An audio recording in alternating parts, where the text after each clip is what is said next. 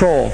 The Americans became very interested in mind control after the Korean War because of certain American soldiers that were brainwashed during that period. And that term actually begins to arise in, it becomes in military jargon, the idea of brainwashing individuals. Some of the American soldiers that were taken prisoner in the Korean War literally began to propagate on the radio and broadcast to American troops communist propaganda. It turned out they had been worked on very severely by Russian and Chinese manipulators. The Americans became very interested in this. They wanted to understand what exactly was taking place, and they began to study this a lot. They found certain patterns in terms of brainwashing people. One of them was repetition, to constantly repeat over and over again. And this is something that the corporate world has taken up. The idea of jingles in advertisements and these things, this continual repetitive nature of advertising, literally getting people to constantly some of the American soldiers that were taken prisoner in the Korean War literally began to propagate on the radio and broadcast to American troops communist propaganda and these things. It turned out that they had been worked on very severely by Russian and Chinese manipulators. The Americans became very interested in this. They wanted to understand what exactly was taking place, and they began to study this a lot. They found certain patterns in terms of brainwashing people. One of them was repetition, to constantly repeat over and over again. And this is something that the corporate world has taken up. The idea of jingles in advertisements and these things, this continual repetitive nature of advertising, literally getting people to constantly be reminded through jingles, oftentimes using rhyme jingles and these type of things. Also certain images. There have been studies that have been done in terms of the neurological effects of viewing pornography that are very frightening. And unfortunately these have been done at major universities in the United States. I don't know about the European research.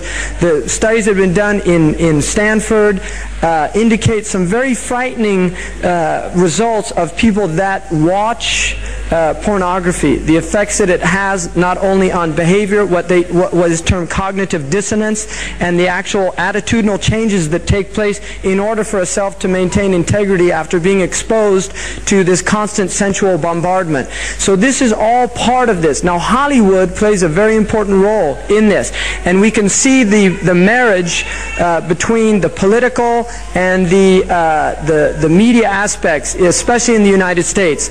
The politicians and the media people are very much entrenched in each other's business. Hollywood itself is a word. The word is interesting because it's a word that comes from a pagan. Hollywood is the holy wood, and it was the wood that the magical wands were made out of in the pagan sorcery, magic. And these wands were believed that the sorcerers that possessed them could put people into trances and control them. This is part of, this is symbolic, but it's also important to understand that part of what Hollywood literally does is it puts people into trances. It's a dream state. They call it the dream machine in the United States. And it creates fantasies for people. It puts people into these sleep. Now, one of the things that's interesting that in the part of what's done in movie theaters, in darkened rooms where people watch television, is literally a trance state that occurs. It's what's called suspended state of disbelief. You enter into a state, you suspend your disbelief and enter into a state whereby you begin to believe what you internally realize is imagination. It's falsehood. Films are magic. It's just magic. You go and you watch these things and people get caught up in them. People cry during films. All this catharsis that takes place in these things.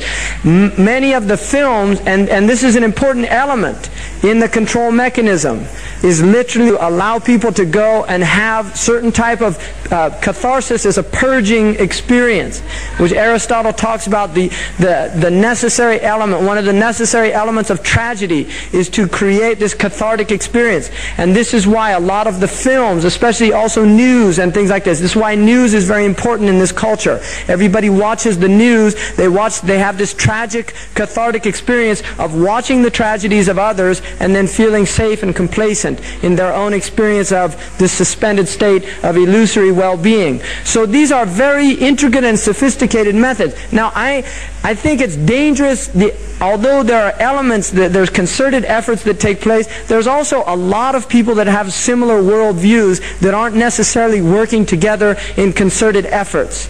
But the corporate elite is a very small group of people. They really are. It's not a large group of people, and these people definitely have very powerful agendas, and they're working towards them. And when I said that the Muslims are the wrench in the whole machine, I mean, really Islam is. The Muslims are in the state that I don't need to go into detail about that.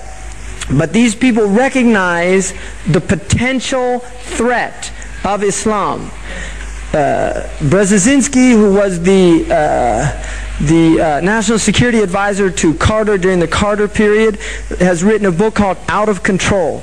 And it's about the state of the world affairs right now, out of control. In that book he says that right now there is literally in the field of ideas, there is no potential idea that could take on a mass movement as a reinvigorating element in human societies other than Islam right now. This is what he says, that all of these other philosophies and ideologies have literally fallen by the wayside, and he said the vibrancy of Islam is still present and manifesting himself. Elwood, who's a comparative religions professor in UCLA, has written a book in which he says that he delineates 5 stages of religion.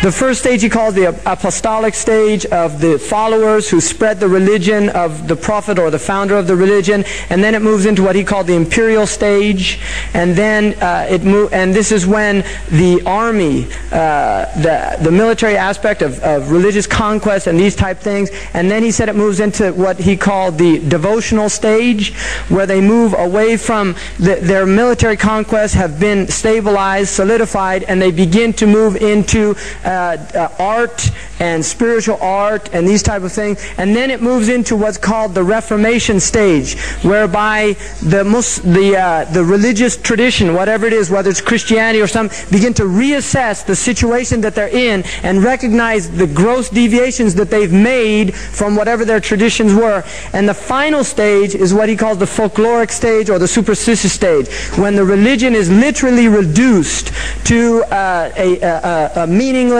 folkloric type of tradition that has to do with dancing and food and superstitious beliefs. And he says of all the world religions, his own analysis is that they are all in the